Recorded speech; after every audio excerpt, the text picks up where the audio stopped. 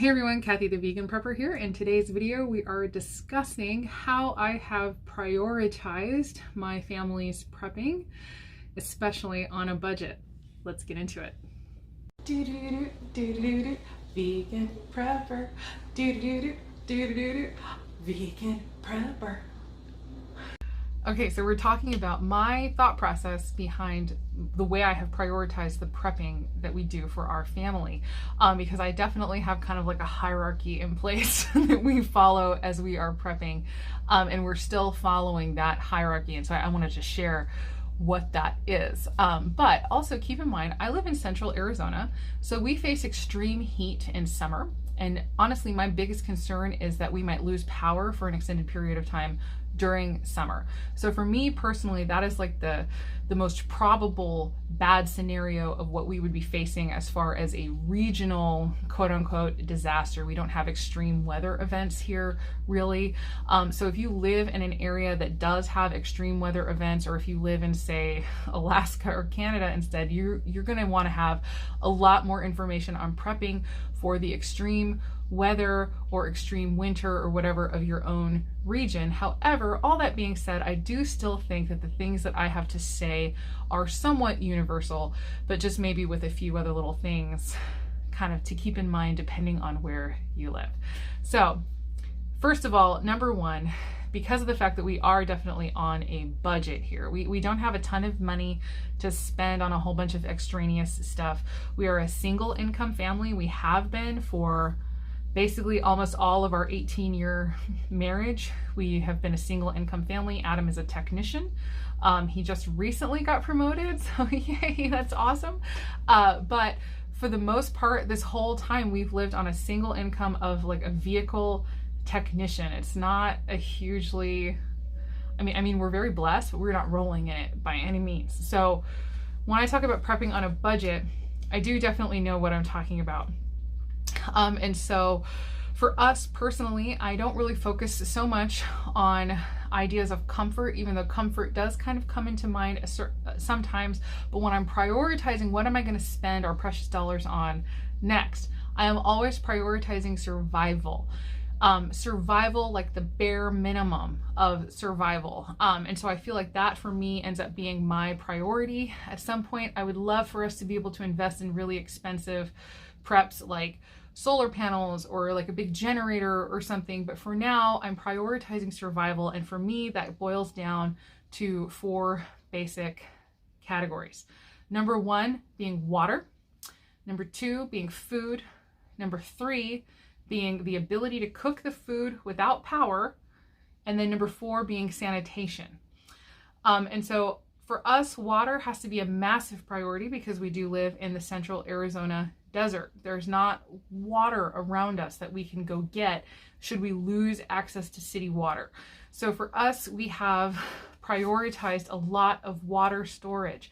When you prioritize water, water tends to be 1 gallon per person per day for cooking, hygiene, whatever. And so that's the figure that we have in our minds. And so when I say I have a 3-month water supply, I mean that I have enough water in my house for each person to have 1 gallon per person per day for 3 months. So you're looking into, for your water storage, it would be things like 55-gallon drums if you happen to have a backyard. There's even, I think, 275-gallon giant plastic things that you can buy to store water. There's obviously, you can store bottled water inside of your house, but along with the water also comes the ability to filter and clean that water. So if you have the ability to cook without power, that also can roll over into your water if you end up needing to boil water every single time, or you can also potentially invest in a Berkey system to filter your water, which is not cheap, of course. But there are plenty of things online. If you look up like DIY Berkey filter, you can build one out of buckets that's way cheaper, and then just get the filters from Berkey, and then you'll be pretty set as far as your water goes. Number 2 being food. Prepping food, obviously enough for people, but when you're prepping your food, make sure that you are looking at the calorie content of that food. You're prepping enough food for each person in your household to have adequate calories for a period of time. So for me personally, I calculate all the calorie needs of the people in my house. I think it ends up working out to about 12,000 calories per day. And I'm pretty sure that that is like with a little buffer. And then I look at that, multiply it out, multiplied by the amount of calories of the food that we have stored. And then I know for sure how much food I have stored for my family.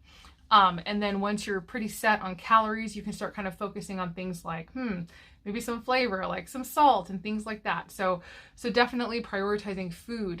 I've already mentioned the ability to cook without power.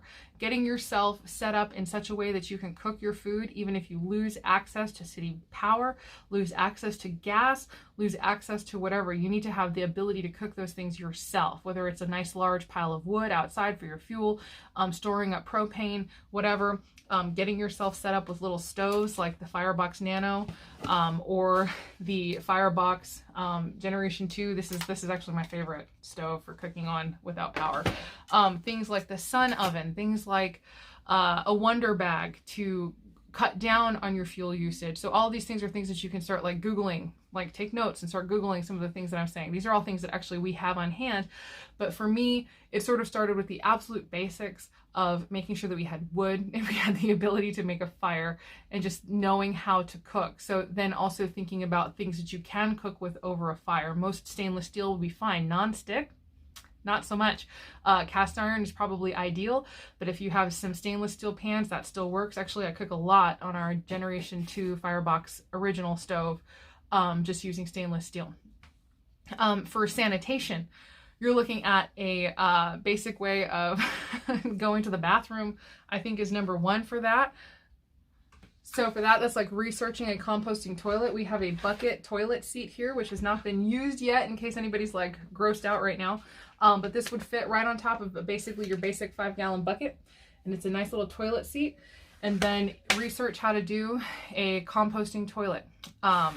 Just a nice pile of wood chips. Do not use cedar, I will say. No cedar wood chips, because cedar is actually famous for the fact that it does not break down. So stuff will just kind of turn into sludge and it does not end up ever forming a correct compost if you're using cedar chips. So using like landscaping wood chips or leaves or whatever it is that you can get your hands on for creating your own composting toilet, or I guess even just using the bags that you can get. So you just have to do your own research and figure out what you want to do there. But this was like $14 just to get this little composting toilet. And I do have many notes written down in my binder where I keep all of the information that I'm going to need, because if you have lost power and you've lost access to the internet, you're not going to have access to websites. So it's best if you find information that you're going to use, print it out or take notes and write it down. Make sure that you have a hard copy of all of the information that you're going to want in that situation. Don't rely on any kind of electronic device to store it for you. But yeah, so for sanitation, bucket, toilet seat, pretty good. Obviously not ideal, but pretty good. Research the whole thing. Yeah, there's so many things that I need to make videos on. Number two would be like cleaning and dishes. So if you need to do dishes and you need to clean, how are you going to do that? Stock up on soaps. So for me personally, I stock up on Dr. Bronner's liquid Castile soap. You want to avoid using a lot of bar soaps, because the difference between a liquid soap and a bar soap is salt content. And that, that's not normally an issue. But again, we live here in central Arizona, so if we lost access to water very quickly, our plants would die.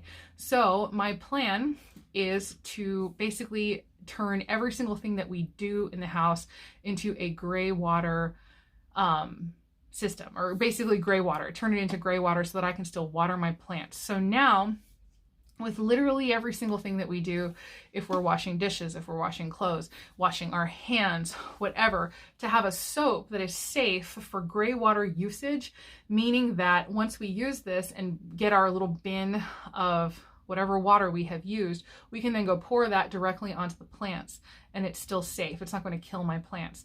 But if you use a bar soap, there will be salts in the soapy water, which could potentially harm your plants if you pour the water on top. So make sure you're getting a gray water safe soap which you can then water your plants with, unless you don't care, unless you don't worry about that. You have plenty of rain, everything is nice and wet. You don't think about it. But for me personally, like literally every single thing that we will end up doing, I will be watering my plants with it. Like I already do, for instance, when I soak and sprout my grains and I'm rinsing the grains out, I dump the water into a tub in my sink, and then that tub goes and gets dumped onto our trees, so that we almost never even have to put a hose onto our trees. Our trees end up getting watered with a lot of the water that I just use throughout the day. I mean, I'm not perfect. I'm not using every single drop possible, but I do use quite a lot that I just kind of water around outside with our yard or into our yard. So when you're doing sanitation and thinking about cleaning and dishes, definitely be stocking up on soaps that you can use in a gray water type system. But that being said, also water is so precious here. For me personally, I'm not going to want to be using a lot of water to be washing dishes if I can avoid it. So stocking up on compostable bowls and plates and things like that are another part of the preps that I do. And that kind of works into the sanitation as well, making sure that they are compostable and that they will break down over time so that you don't have to worry about the trash. Getting as well versed in zero waste living as possible now, I think, is another great way to prep. Shopping and cooking from your bulk dry stores ends up producing far less waste than doing everything pre-packaged, which is why most of my preps are like dry bulk storage. And in that way, you're also under this kind of sanitation label, you're thinking about that, because also, like, if you lost city water, if you lost whatever, what if you lost city trash? What if you didn't have anything coming to pick up your trash?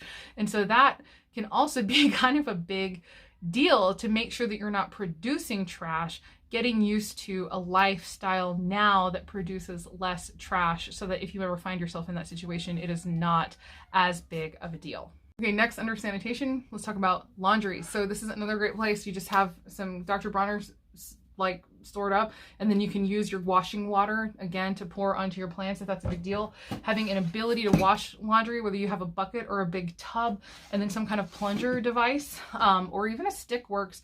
But the more agitation you can create, the cleaner your clothes will get. So I have a plunger system here. This creates agitation. I know people have already said, like, they've criticized the last time I showed this, like, that'll break, it's cheap.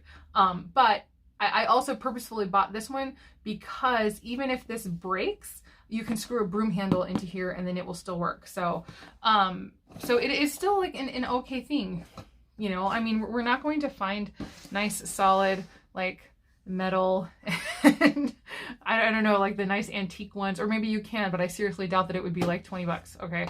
So a lot of the stuff, again, is just sort of budget stuff.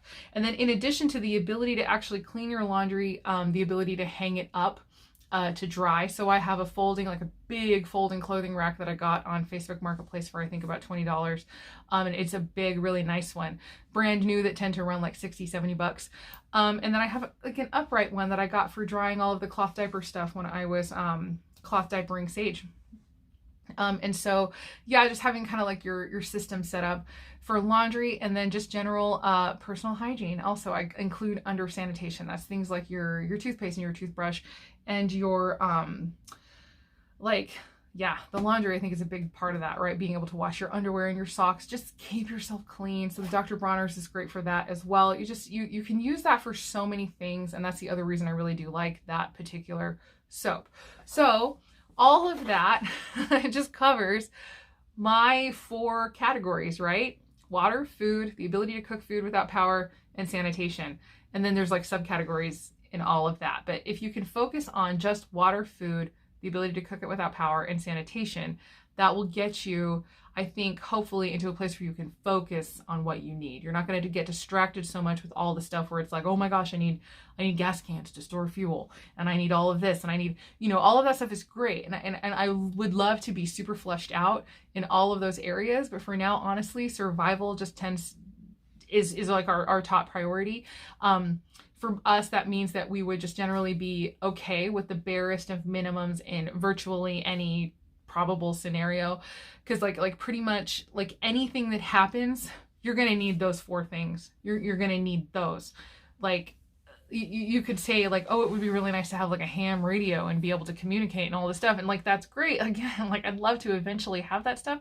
But for now, we're still, even as long as I've been at this, I still feel like I'm in this kind of like beginning area here, figuring all this stuff out. I really personally want to flesh out these kind of 4 basic areas before I really move on to anything big. So let me talk about exactly how I started doing that, and then kind of like how I move on, like when I tell myself it's okay to buy something extra or whatever. Okay, so all of those categories covered exhaustively. Now, where do you go from here? So for us personally, we started off with aiming for just 2 weeks of every single one of those things covered. And then once that happened, we'd aim for a month. Then once that happened, we'd aim for 3 months. Once that happened, we'd aim for 6 months, and then to a year. So our end game is actually 1 year of storage of all of those things. And so 1 year is massive. Once you start getting into the prepping, especially you start prepping your food, you start getting that set, you start realizing just how much space it takes up to store food for your family, so that your shelf looks ridiculous. Your shelf looks insane to anybody who's looking at it, but it's like, that's not even 6 months worth of food. It's like, it's a huge undertaking. And so you start developing an appreciation for that. So I would just say, definitely, like I said, get fully stocked for 2 weeks. So do 2 weeks of water, 2 weeks of food, 2 weeks of fuel for your cooking without power, and then 2 weeks of sanitation needs, you know, toothpaste, soaps, whatever. And then once you have that 100% covered, then start moving on to 1 month of food, 1 month of water, 1 month of this. And so that keeps you fully stocked for those increments of time. Now, I haven't necessarily 100% stuck with that, but that has been my goal this entire time. Because like, for instance, you wouldn't want to get yourself to a year's worth of food, but then only have like a month worth of water, right? Or you wouldn't want to get all of these basics covered and be sitting pretty on your full stock of food and water and everything, but then not know what the heck you're doing with your toilet waste and not even have a plan for being able to wash your hands. Like, so you kind of have to have all of it going at the same time, because you wouldn't want to hit a certain point where this prep is no longer available to you. But of course, if you're looking at prioritizing even further, like you need to drop something, I don't know, like maybe the sanitation, like if you can't focus on getting all that soap and stuff, learning other ways that people used to clean themselves before soap was around. You can make a crude kind of soap from wood ash, for instance. So these are all things that you can all like start researching and learning about. And there's plenty of stuff to Google. There's always stuff to Google while you still have Google. So that's what I'm saying. Print it out. Get it set up for yourself so that you don't have to use Google anymore. And so as each increment of time is covered too, so like whether it's 2 weeks and 1 month and 3 months, etc., I think that that's a really great time for you to go ahead and throw in an extra, like something that you don't necessarily need, but that will become a major help to you in your prepping. So for instance, things like a dehydrator if you don't have one already. Things like my grain mill. Like I bought a grain mill like, I don't know, 5 or 6 months ago, using like stimulus money. I technically could have used that for more food or more whatever, because I've kind of gotten to a certain point where it's like I really have quite a lot of dry bulk storage. It would be really handy to have a grain mill for so many reasons, especially because I can grind beans, for instance, into flour and turn it into more of an instant food, like if I'm wanting to really hyper conserve my fuel, things like that. But obviously that money could have been spent on water or food. So you start getting to this point where it's like, oh my gosh, what am I going to spend this money on? Because it's not an infinite thing. But you get to a point where you're like, you know, I'm pretty covered, I'm pretty set for, you know, a pretty decent amount of time. I can start pulling some extra stuff in as money becomes available to do that. So like, and I have like a sun oven, or for instance, the fireboxes. I showed you the firebox, like this little nano. I mean, it's not going to cook very much, but this is only $45 on the firebox website. And this is like a little stove that you can use. I definitely prefer the Generation 2 original, the bigger one. It's easier to use. It's more versatile, I think, but that one is closer to, I think it's $80. So it's a little more. But even still, if you just have like a pit outside where you can light some wood on fire, you know, you got it. But you know what I'm saying? Like you can start pulling in some extra things as other things begin to be covered. Then once you kind of pull in like a little extra purchase, focus on hitting your next target, your next duration target. And then I will say too that for me personally, the logistics of everything is just crazy. The logistics continue to surprise me. It continues to shock me how much work it is to figure out how to store all of the stuff I just bought. So it's definitely something worth mentioning as you get in, that it can start becoming overwhelming. It's great to have a plan going in for where on earth you're going to start storing stuff. But eventually the logistics of it is going to have to be part of the prep. So when you start thinking about food, like I said, with the water, like getting a Berkey system or whatever, ends up being like an extra thing underneath kind of the water label of prepping. Under the food label of prepping, you have to start figuring out the logistics of it, where it's going to get stored, what you're storing it in, how you're going to manage to do that. And so there's many great books out there. One of my absolute favorite books is Food Preserving. Well, here, let me just go grab it for you. This one right here, Food Storage for Self-Sufficiency and Survival by Angela Paskett. This is an excellent book. I've used it. I've talked about it many times on the channel. This is just incredible. This is great. Like if you have absolutely no idea how to do any of this, get this book and it will tell you. One of the greatest tidbits I think that she says in this book, she talks about, like, a lot of people will say that before you put your dry goods up for storage, you need to put them in the freezer for a while in order to kill bugs and eggs in the food. And she talks about how that is not necessarily 100% effective. The only truly 100% effective method for killing bugs and their eggs inside of your dry food is to have them deprived of oxygen for at least 2 weeks. So basically, as long as you get your stuff and it's relatively fresh and you shove it into Mylar bags with oxygen absorbers and you just leave it, after 2 weeks, buggies and eggs will be dead. You don't have to freeze them first. So that's great news for people who do not have freezer space, because we're already preppers and our freezers are full. So just great for you to know too, if you don't have a chest freezer and if you buy like a 50-pound bag of wheat or something and it's overwhelming to you, you don't have a freezer that you can put all of that into, just go ahead and bag it up into Mylar bags with oxygen absorbers and it will be fine. So that is also bringing up another great point, like Mylar bags, oxygen absorbers. That stuff is not really that expensive. So adding that into kind of your food label, because even though it's not technically food, it is the ability to keep that food fresh and keep it good for you for long term. So definitely look into your food preservation. You don't have to get the book, but I had been searching so many websites and I got tidbits here and there. It was so wonderful having it all laid out in one spot for me. So this one is just fantastic. I love it. I actually still reference it occasionally, but that's a great tidbit. The little thing about the oxygen. And so that was free. Buy her book. It's great. And so, yeah, just make sure you're focusing on your storage and the logistics of your storage, not just how you're going to store it, but where are you going to store it. And so I will go ahead and show you our big shelves here, but this is a relatively recent addition to our room. We had all of these totes. So like right now, everyone is prepping, like everyone is getting into it. You almost can't even find buckets anymore. So you don't necessarily have to have buckets, but if you want to store your food in your Mylar bags, every one of these totes is full of food in Mylar bags. And so that's what they are. And so you can get totes instead. I've been to many stores. I'm still seeing plenty of totes. So this is not something that you would dump dry goods in like loose, like you could with a food grade bucket, but you can store your food in your Mylar bags in your totes and you should be pretty set. But yeah, we had gotten these shelves at Lowe's relatively recently, just because again, the logistics becomes overwhelming. How are you going to put that stuff away? I don't even know. We need some shelves. And so, yeah.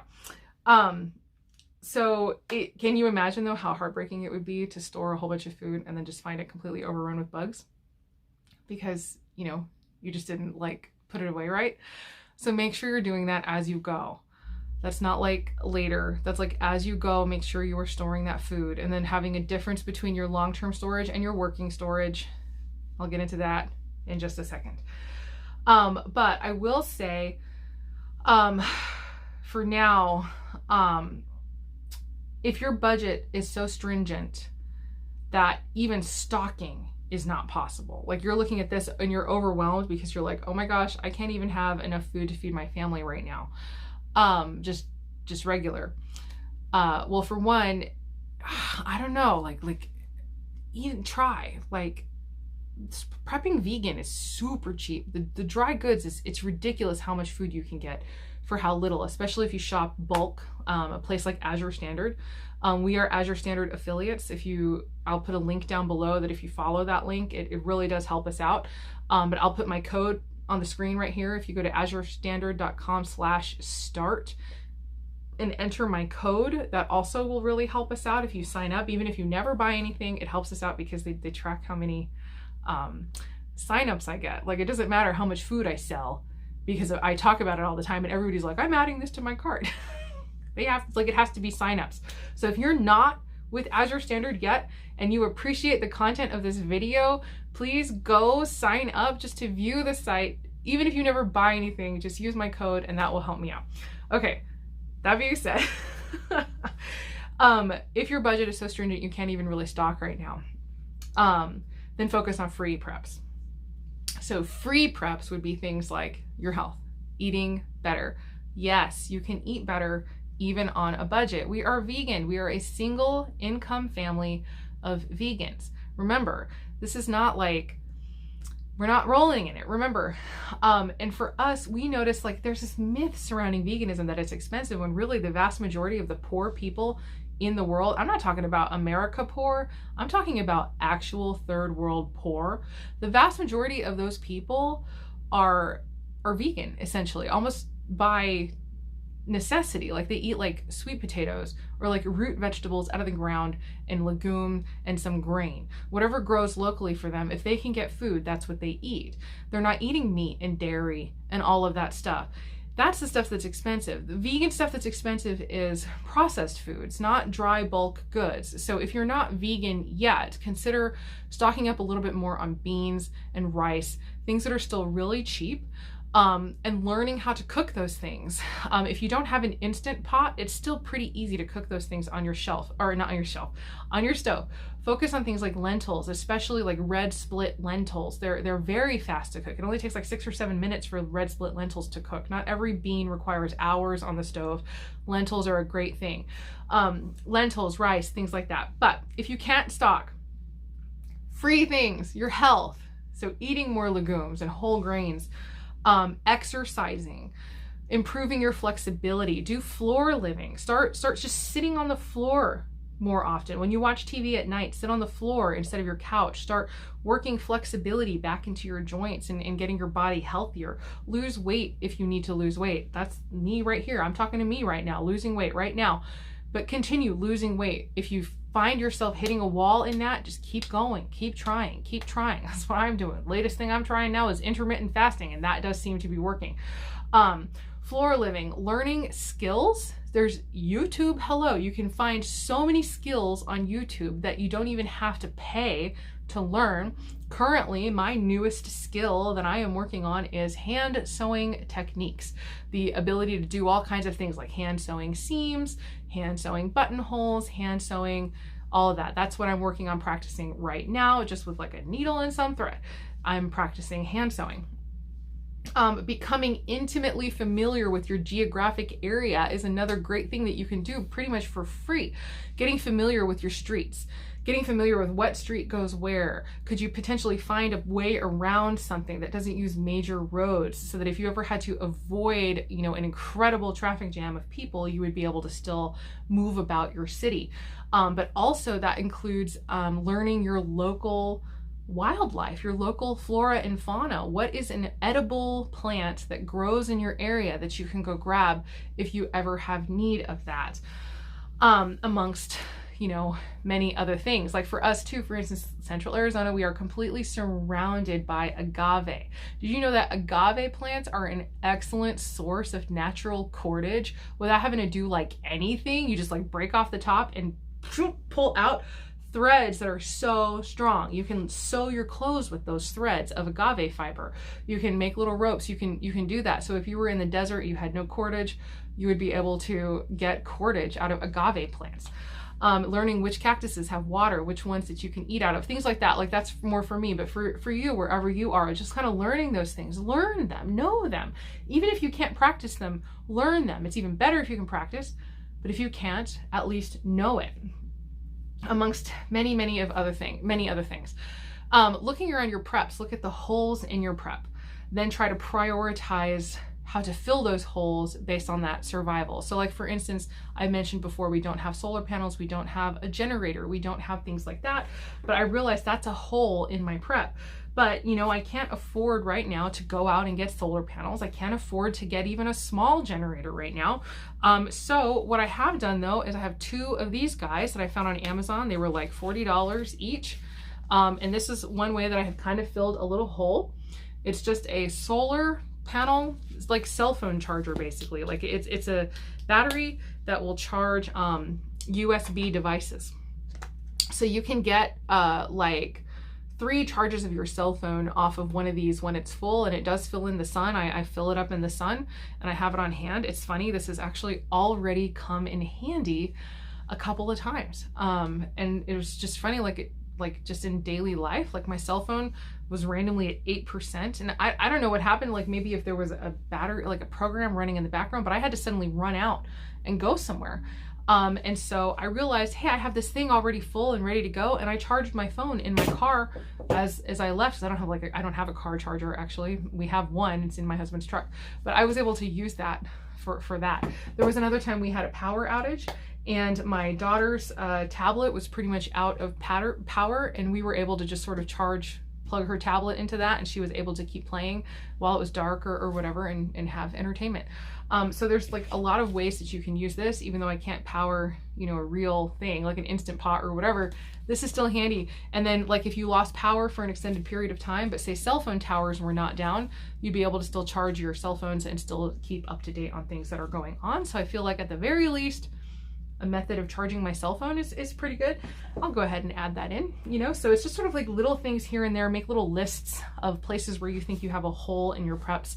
And then as opportunity presents itself, go ahead and fill those holes, you know, like here and there, like that I did. Like we also have a hand crank radio, for instance, to be able to keep on top of stuff like that. So that is the end, I think, of all of that, but I will go ahead and show you my shelving back here. I will at some point do a full tour of this shelf system and what I have going on, but let me go ahead and show you just so that you can have maybe in your mind those logistics like I talked about. The logistics of all of this can be so overwhelming. And so hopefully this can help you focus on a few logistics for your prepping as you move forward.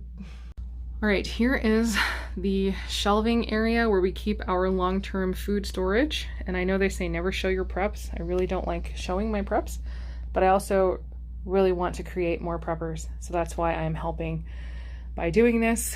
And so I get it. Somebody's gonna comment and say, never show your preps. Okay, I'm trying to help. I'm trying to get people to start this by showing them how to do it. And not just like how to prep, but the logistics. Like I said before, the logistics are just such a huge part of this. And so for us personally, I think I already said in each one of these totes is Mylar bags with oxygen absorbers. This is all of our long-term food storage. Well, not all of it. We have some other places. But and then down here as well, we're starting to work it into these square buckets. And like these square buckets, actually, we got from our friend who is a chef. We have a whole pile. We've got like 12 more buckets over here that we haven't even used, and we got those for free. So it's possible that you could source some things for free if you get creative. You may be able to find some buckets still from places like bakeries and things, although it's becoming harder and harder to get them, which is why actually none of our buckets here were free. None of these 5-gallon buckets were free. I got them all in Azure Standard, and just because I had to. That's just where I had to go. And like I said, it's really hard to find buckets right now, but as I last looked, Azure Standard does still have these buckets. I just got 2 more buckets, and so hopefully that continues to be true. But like I said, you may need to just move to Mylar bags and totes for now. But basically, we have all this long-term storage, but we have also these buckets. These 5-gallon buckets are what I call my working storage. So these are full of all of these items. We've got 12 buckets of things that we use constantly. And so like our most used things, and that's another part of my prep, is to make sure that I am mostly cooking from and eating from just kind of dry bulk storage, pulling in, you know, fresh stuff here and there. Well, actually a lot of fresh stuff. But as far as the bulk of our meals is from mostly a lot of dry storage. And so we've got, just for us personally, just so you kind of get ideas for yourself, here we've got lentils, black beans, and garbanzo beans. And then the back row is hard red wheat berries, spelt berries, and split red lentils. And then over here we've got pinto beans, basmati rice, cashews, and we've got behind there rolled oats, pearl barley, and popcorn. So these are kind of the main things that we eat. And, you know, cashews get used to make all kinds of, you know, milk, cheeses, and all kinds of stuff, which is why it's such a big bucket. But the other thing that's interesting, or that I like about what I have done here, not that I'm trying to toot my own horn, but this is just an FYI. These buckets also represent a big buffer, like a huge buffer in our storage, because when I calculate how much food we have stored, it doesn't count these buckets. And if these buckets are mostly full, that's a huge amount of food extra, even on top of what I feel like we already have. And there's so many other logistics for kind of like these little things. Like I said, I don't want to do a full tour. I've also got this little closet over here that has like canned goods, which I know needs to have a door, but the mirror broke on the door, so we need to fix that. And so we have a lot more stuff over there. There's various other places, but this is just to sort of give you an idea of where you can start. And then here is some dry goods that just came in that we haven't put away yet, we haven't stored, but just as a visual too of what you can do. So like, oh yeah, here's some sprouted wheat berries, which I grind to make our grains.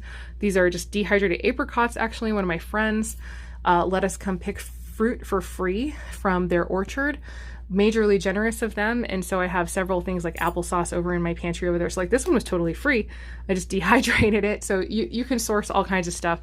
Connections are a great thing to source. Friendships with people who are like-minded and you guys can help each other out is a great thing. But like for instance, here is a 50-pound bag of wheat berries, organic. It was $30. So the visual on how much food this is, bags of beans and grains. I think a 25-pound bag of pearl barley is like $20. These are all Azure Standard bags because I get so much from Azure Standard. But yeah, it is possible to do this in a way that is extremely budget friendly. And then, yeah, I don't know if this helps at all as far as your logistics go, but hopefully getting a visual can kind of give you some ideas. I'm loving this working bucket system. And so my plan is to get one extra bag of each of these buckets that is also not counted in the overall scheme of things. Because like, for instance, even like in the kitchen, I have, 2 boxes of dishwasher detergent tabs or whatever. And then when we get through the first box, I replace the second box, if that makes sense. So 2 is 1, 1 is none. I'm always replacing the spare. And that is something that I always do, like in everywhere in the house, we've just replaced the spare. We don't run out all the way before we get more. But yeah, anyway, this is our shelving system. And eventually I want to have some more really in-depth videos on exactly how I utilize this and what's going on here. But for now, I'll try to cut it off. I know this video is getting extremely long and hopefully it is not overwhelming because it was meant to be the opposite of overwhelming. But yeah. Okay, so hopefully that was helpful at all and not overwhelming. Whenever you find yourself getting overwhelmed, pull yourself back. Water, food, the ability to cook it without power, and basic sanitation. Get yourself set up with that for a full 2 weeks. Then get yourself set up with all of that for a full month and just keep moving forward. It does get easier to sort of figure stuff out. It gets easier to figure out all of those logistics, but just be prepared. Like if you start feeling overwhelmed about how crazy it is to try to store all of that, there's nothing wrong with you. It's overwhelming and crazy to try to figure out how to store all of that. And so especially if you don't have a setup like what we have now, this is, like I said, pretty recent in our prepping lives. And this was just recently we were able to invest in these shelves. So this is a major help to us. And so even if you don't have something like that set up yet, you will eventually. You'll figure it out. Get a bookshelf from a yard sale and start putting your stuff on it. Like just it ends up being, Extremely modular. You end up figuring out things over time and it'll change. And I'm sure that like the next time I show you these shelves, I'm sure they're going to look different again. It was just a few days ago, my husband and I reorganized a huge portion of these shelves. And so, yeah, it's a constantly working thing and you constantly are figuring out better ways to do it. And so, yeah, I just want to say too, like it looks like a lot, remember? Like you look like, it's like visually, this looks like way too much. We look crazy. I understand that we look crazy. But when you start looking at the calorie content, you start realizing how much food you need to store to keep people alive for any extended period of time. You start realizing like, oh my gosh, this is not enough. It's not enough. Also, keeping in mind, not that I'm trying to justify myself, but just, you know, like as like another thought, like because people don't always know, most preppers, myself included, are not prepping only for themselves. Like I have a list of people in my life that I would let into my house to eat of my stores. So that's one of the main reasons that I personally want to get us to a year's worth of food for our family, because if something happened and we pulled people into our house, it would turn into something more like a 3 or 4 month supply. Once you start adding more mouths, it's incredible how drastically reduced the longevity of your stash is.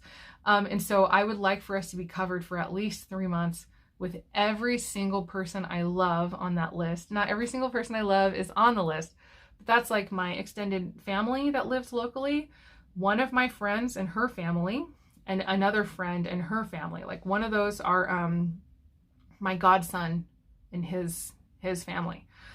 Because like I'm not gonna let my godson go hungry, you know, like so there's like certain people. So when I already have that list, nobody outside of that list. And so stuff like these, sort of think about stuff like that, and then you start realizing like, yeah, actually, like if I'm prepping for more than one family, it's even more important to start getting some stuff stored. So that's just something to keep in mind, that it's not always like when people are prepping, it isn't only for themselves. A lot of times we prep for everyone. But yeah, so hopefully that was helpful. And if you have any questions or comments or ideas, if you think that my list of 4 should have extras included, go ahead and let me know in the comments down below. Like I know first aid is a big category.